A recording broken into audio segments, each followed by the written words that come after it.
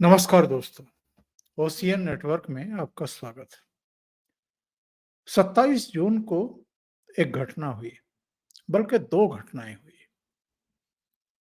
एक घटना ये हुई कि राहुल गांधी स्पीकर से मिले, ओम बिरला साहब से। और ओम बिरला ने, जो कि 26 जून को दोबारा से लोकसभा स्पीकर चुने जाने के बाद अपने संबोधन में इमरजेंसी का जिक्र किया था और उसका निंदा प्रस्ताव सदन से पारित कराया था, तो इस पर राहुल गांधी ने नाखुशी जाहिर की और उनका यह भी कहना था स्पीकर से कि उनके ऐसे भाषण से संसदीय परिक्रमा का एक तरीके से उपहास हुआ है और ये पूरी तरीके से राजनीतिक मुद्दा है, भारतीय जनता पार्टी का एजेंडा है। इससे स्पीकर को बचना चाहिए था।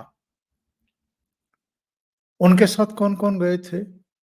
धर्मेंद्र यादव, ध्यान से सुनिएगा, धर्मेंद्र यादव, डिंपल यादव, कनिमोझी, सुप्रिया सुले, मीसा भारती, कल्याण बनर्जी, एन.के. प्रेमचंद्रन, आरएसपी के। इनमें से अधिकांश वंशवादी परिवारों से ही आते हैं। इमरजेंसी शब्द को लेकर के राहुल गांधी की जो आपत्ति है, वो समझ में भी आती है और जो दर्द हुआ है, वो भी समझ में आता है। लेकिन राहुल गांधी का एक वीडियो 2 दिन से सोशल मीडिया पर तैर रहा है, जिसमें वो ये कहते हुए दिखाई दे रहे हैं कि बाद में उनकी दादी इंदिरा गांधी ने भी माना था कि आपातकाल गलत था। यानी राहुल गांधी मानते हैं कि आपातकाल गलत था। तो ऐसे में अगर आपातकाल की निंदा हो रही है, स्पीकर अपने भाषण में उसका जिक्र कर रहे हैं, तो राहुल गांधी को इतनी परेशानी आखिर क्यों हो गई? और ये पहले प्रधानमंत्री ने 24 जून को, फिर 26 जून को स्पीकर ने और 27 जून को राष्ट्रपति ने भी अपने अभिभाषण में इमरजेंसी का जिक्र क्यों किया और उसे काला अध्याय बताते हुए संविधान का, लोकतंत्र का, संविधान पर प्रहार बताया बहुत बड़ा और उसकी निंदा की। ये क्यों हुआ? इस पर भी राहुल गांधी को विचार करना चाहिए। केवल राहुल गांधी नहीं मिले और उन्होंने ही अपनी नाखुशी जाहिर नहीं की। इनके जो महासचिव हैं, संगठन महासचिव केसी वेणुगोपाल, उन्होंने भी एक चिट्ठी लिखी स्पीकर को और बड़ा गुस्सा जाहिर किया। एक और घटना हुई सदन के भीतर, लोकसभा में। शशि थरूर ने सदस्यता की शपथ ली और शपथ लेने के बाद उन्होंने जय संविधान का उद्घोष किया, नारा लगाया, जय संविधान। इस पर ओम बिड़ला ने ये कहा कि यहाँ पर जो आप लोग शपथ ले रहे हैं, ये संविधान की ही ले रहे हैं। उनके कहने का आशय ये था कि अलग से जय संविधान कहने की आवश्यकता नहीं है। इस पर विपक्ष की दीर्घाओं में बैठे राहुल गांधी के पीछे बैठे हुए दीपेंद्र हुड्डा ने खड़े होकर के स्पीकर से एक तरीके से कैफियत तलब कर ली और ये कहा कि इस पर आपको आपत्ति करने की क्या जरूरत पड़ गई? यानी आप स्पीकर से पूछ रहे हैं कि आपको इस पर आपत्ति करने की जरूरत क्या पड़ गई? सवाल ये भी खड़ा होता है कि क्या स्पीकर ने आपत्ति की थी या टिप्पणी की थी कि आप लोग संविधान की ही तो शपथ ले रहे हैं? ना तो स्पीकर ने शशि थरूर को रोका और ना ही जय संविधान कहने पर किसी तरह की कोई बड़ी नाराजगी जाहिर की या उसको सदन की कार्रवाई से निकलवाया। फिर दीपेंद्र हुड्डा ने इसको स्पीकर की आपत्ति कैसे मान लिया और इसके बाद स्पीकर ने जो उनसे कहा, उसको लेकर के कांग्रेस में भी एक तरीके से जैसे भूचाल आ गया और जो कांग्रेस के शुभ चिंतक हैं, राहुल गांधी के प्रशंसक हैं, उनको भी बड़ी भारी परेशानी हुई। इन्होंने ये कहा स्पीकर ने कि किस बात पर आपत्ति है और किस बात पर आपत्ति नहीं है, इसकी सलाह आप ना दें और चलो बैठो। ये शब्द उनकी तरफ से कहे गए थे। विवाद किसने शुरू किया? दीपेंद्र ने शुरू किया। और दीपेंद्र को अगर अध्यक्ष ने ये कहा कि किस पर आपत्ति और किस पर आपत्ति नहीं करनी, सलाह मत दिया करो, चलो बैठो, तो इस पर इतना वितंडा खड़ा किया गया कांग्रेस की तरफ से जिसका कोई हिसाब किताब नहीं है। मैं आपको बताता हूं कि किसी ने किसने क्या-क्या कहा। जरा ये देखिए। सुप्रिया श्रीनेत ये क्या कह रही हैं? अब स्पीकर महोदय को संसद में जय संविधान कहने पर भी दिक्कत है, जबकि उनको कोई दिक्कत नहीं है। उन्होंने केवल ये कहा था कि संविधान की ही शपथ ले रहे हैं आप लोग। फिर आगे लिखती हैं, गजब है, जिस संविधान से उनको सदन चलाना है, उसी की जय होने पर आपत्ति कर रहे हैं और टोके जाने पर 5 बार सांसद दीपेंद्र हुड्डा से तू तड़ाक कर रहे हैं। मान्यवर आप 41,974 से और वो 3,45,298 वोटों से जीत कर आए हैं। ये सुप्रिया श्रीनेत किसको कह रही हैं? स्पीकर को कह रही हैं। इनको या तो इस बात की समझ नहीं है कि दीपेंद्र भले ही 5 बार के चुने हुए हैं, लेकिन सांसद ही हैं और ओम बिड़ला स्पीकर हैं। स्पीकर क्या होता है और सांसद क्या होता है, ये सुप्रिया श्रीनेत को अपनी समझ विकसित करनी चाहिए। एक टिप्पणी उन्हीं के इस ट्वीट पर आ गई और उसमें कहा गया कि जलवे देख रहे हो इस बार ओम बिरला जी के। दीपेंद्र हुड्डा ने कहा, इस पे आपको आपत्ति नहीं होनी चाहिए थी सर। स्पीकर ओम बिरला जी ने बोला, किस पर आपत्ति नहीं, सलाह मत दिया करो, चलो बैठो। इस बार जो सदन नहीं चलने देगा उसका रेला जाना तय है। और बात यहीं तक नहीं थी, प्रियंका गांधी वाड्रा का भी इस पर ट्वीट आ गया। उन्होंने कहा कि क्या भारत की संसद में जय संविधान नहीं बोला जा सकता?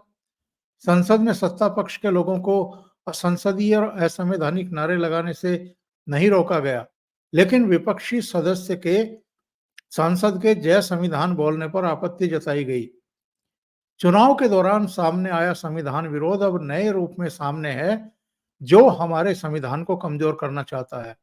जिस संविधान से संसद चलती है, जिस संविधान की हर सदस्य शपथ लेता है, जिस संविधान से हर नागरिक को जान और जीवन की सुरक्षा मिलती है, क्या अब विपक्ष की आवाज दबाने के लिए उसी संविधान का विरोध किया जाएगा? फिर वही ये लोग तूल दे रहे हैं गलत। उन्होंने आपत्ति नहीं की, केवल ये कहा था कि आप लोग संविधान की ही तो शपथ ले रहे हैं। इसको कांग्रेसी जानबूझ करके आपत्ति बताते हुए इसको अलग रंग देने की कोशिश कर रहे हैं। क्यों कर रहे हैं, ये मैं आपको बताऊंगा अभी। अजीत अंजुम का देखिए, क्या लिखते हैं। लोकसभा स्पीकर ओम बिरला ने आज संसद में जिस तरह का बर्ताव दीपेंद्र हुड्डा जैसे वरिष्ठ सांसद से किया है, उसका विरोध होना चाहिए। सभी विपक्षी दलों को स्पीकर से मिलकर विरोध दर्ज करना चाहिए। स्पीकर होने का ये मतलब नहीं है कि किसी सांसद को चपरासी या नौकर समझकर चुप रहो, चुप बैठो जैसे भाषण का इस्तेमाल किया जाए। अब ये बताइए साहब, दीपेंद्र हुड्डा को खड़े होकर के स्पीकर से कैफियत तलब करने की क्या जरूरत थी और वो क्यों खड़े हुए? शशि थरूर को परेशानी होनी चाहिए थी या किसी दूसरे को परेशानी होनी चाहिए थी? दीपेंद्र ने क्यों पंगा लिया? दीपेंद्र क्यों खड़े हुए? वो क्यों वहीं सदन में बैठे हुए राहुल गांधी से अपने नंबर बढ़वाने के लिए स्पीकर से उलझ रहे थे? आगे चलिए साहब और देखिए, जब राष्ट्रगान हो रहा था, राष्ट्रपति जब पहुंची थी अभिभाषण के लिए, तो कुछ अड़चनें थी और स्पीकर अपनी चेयर तक नहीं पहुंचे, राष्ट्रगान शुरू हो गया। तो वो जब राष्ट्रगान शुरू हो गया तो एक तरफ से निकल करके अपनी चेयर के सामने आके खड़े हो गए। उस पर देखिए कि सुप्रिया श्रीनेत ने क्या कहा। इन्होंने कहा, स्पीकर महोदय, राष्ट्रगान के समय जहां हैं वहीं खड़े हो जाना चाहिए। जो आपने किया वो राष्ट्र का घोर अपमान है। राष्ट्रगान का घोर अपमान है। अब ये मतलब स्पीकर को समझाने पर आमादा हैं और स्पीकर को नसीहतें देने पर उतारू हो गए हैं। और इतना ही नहीं साहब, ये देखिए, एक नीचे राष्ट्रपति का अभिभाषण चल रहा है और साथ में बैठे हुए दिखाए गए हैं राहुल गांधी। सुप्रिया श्रीनेत का एक और ट्वीट देखिए। राष्ट्रपति की स्पीच 51 मिनट। संसद टीवी ने किसको कितनी बार दिखाया? नेता सदन नरेंद्र मोदी 73 बार, नेता प्रतिपक्ष राहुल गांधी 6 बार। संसद टीवी लोकसभा स्पीकर और राज्यसभा के चेयरमैन के अंतर्गत आता है। यानी कांग्रेस की एक प्रवक्ता जो किसी सदन की सदस्य भी नहीं है अभी, वो लोकसभा स्पीकर की चेयर पर लगातार सवाल खड़े कर रही हैं। ऐसा कभी होता नहीं था। इधर हो रहा है तो क्यों हो रहा है? क्योंकि डेलिबरेटली स्पीकर को निशाना बनाया जा रहा है और एक रणनीति है। उस रणनीति के तहत ही सदन के स्पीकर को चिढ़ाने के लिए, प्रधानमंत्री नरेंद्र मोदी को चिढ़ाने के लिए, उनकी सरकार को चिढ़ाने के लिए जानबूझ करके डे वन से, पहले दिन से ही संविधान की प्रतियां लहराई जा रही हैं। उनको लेकर के ये लोग गए हैं सदन में। खुद राहुल गांधी ने भी संसद की संविधान की प्रति लेकर के हाथ में और ये शपथ ग्रहण करने का उपक्रम किया था।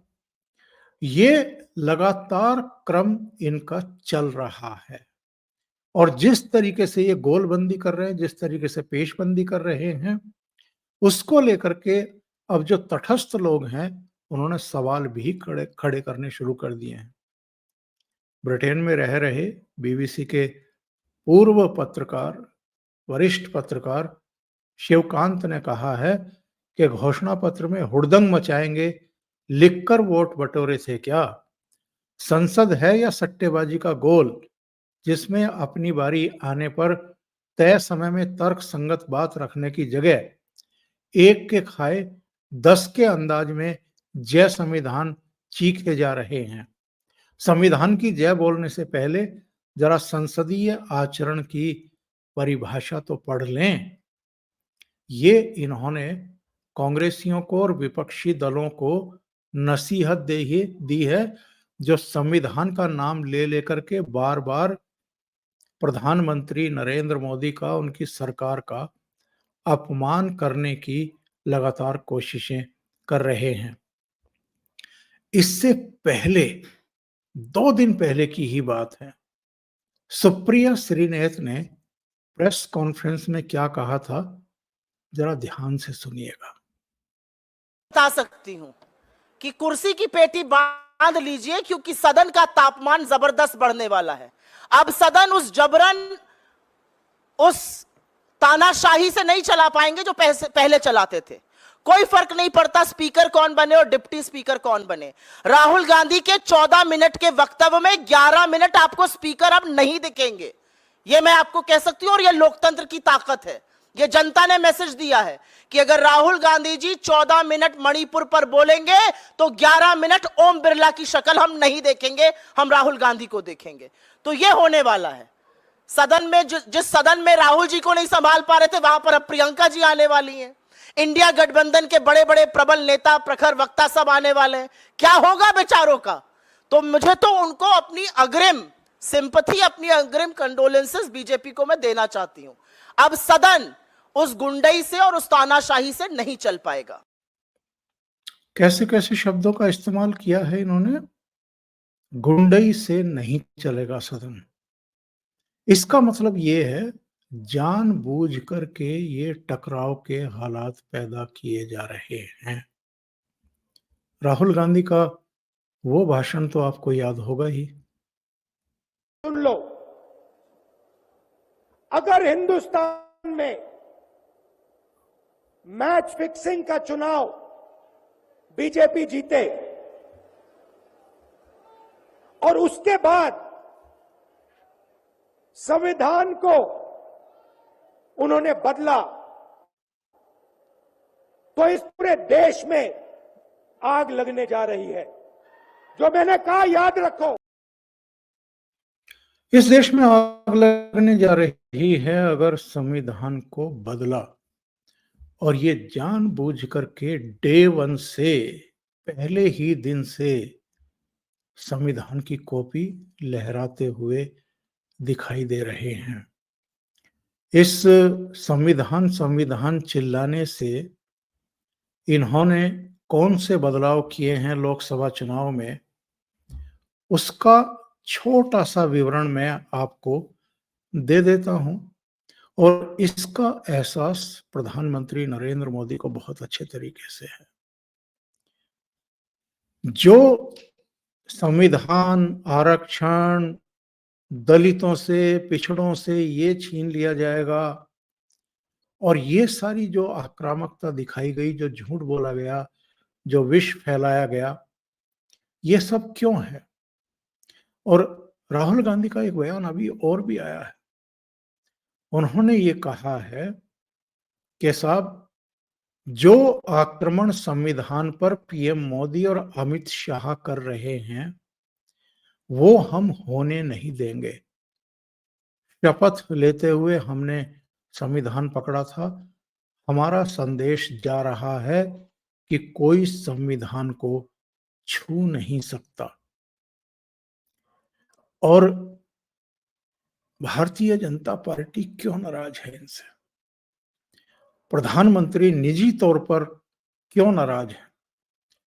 और 24 जून को प्रधानमंत्री ने पलट करके इन पर क्यों अटैक किया था, इमरजेंसी को याद करते हुए कि संविधान पर भाषण देने वाले, जिन्होंने संविधान को का मान मर्दन किया, जिन्होंने संविधान को उठा करके ताक पर रख दिया और इमरजेंसी थोप दी, वो हमें लेक्चर ना दे। प्रधानमंत्री ने भी, स्पीकर ने भी, राष्ट्रपति ने भी फिर इमरजेंसी का जिक्र इसीलिए किया।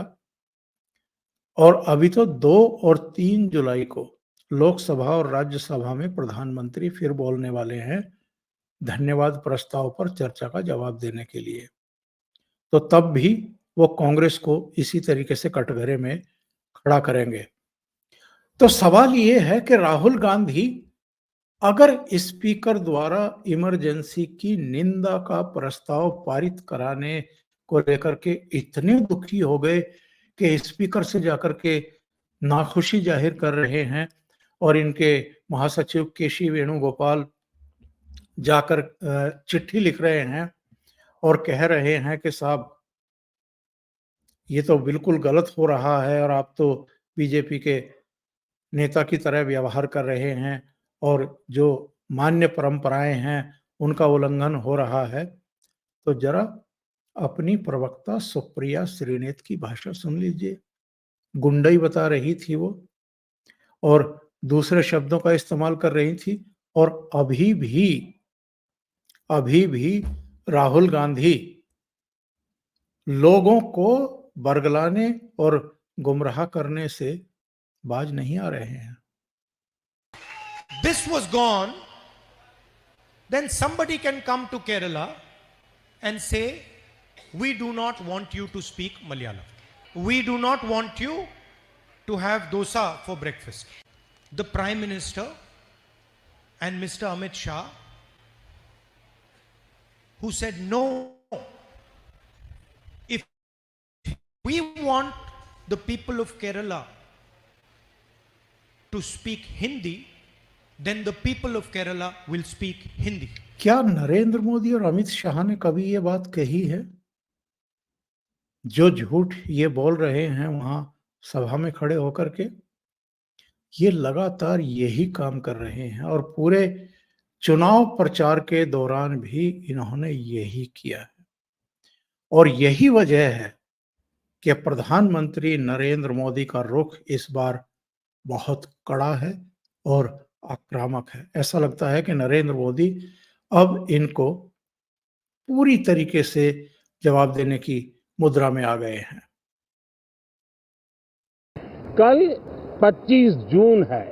जो लोग इस देश के संविधान की गरिमा से समर्पित हैं, जो लोग भारत की लोकतांत्रिक परंपराओं पे निष्ठा रखते हैं, उनके लिए 25 जून न भूलने वाला दिवस है।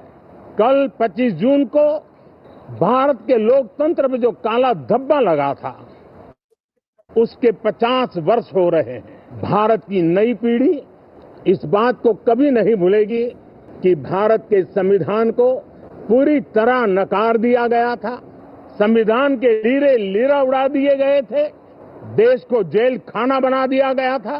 लोकतंत्र को पूरी तरह दबोच दिया गया था।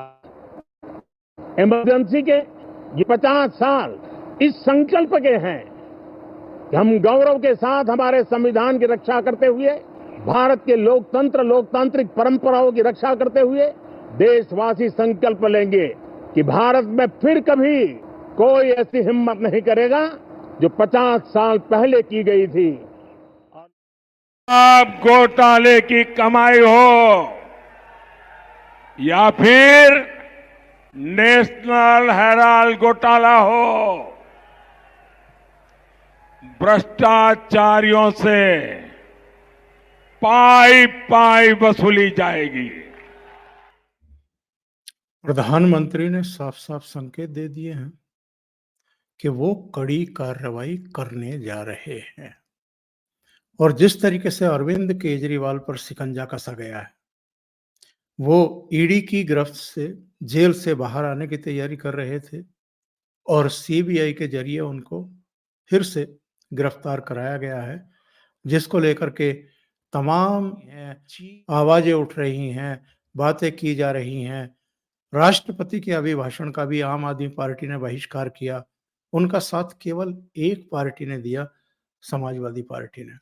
बाकी पूरे विपक्ष ने आम आदमी पार्टी का साथ नहीं दिया।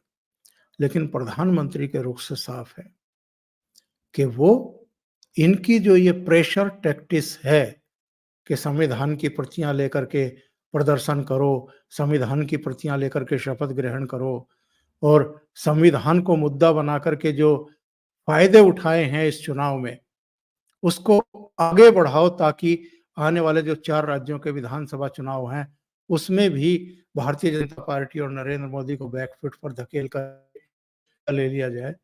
ऐसा लगता है कि प्रधानमंत्री भी अब इनसे 2-2 हाथ करने की तैयारी कर चुके हैं।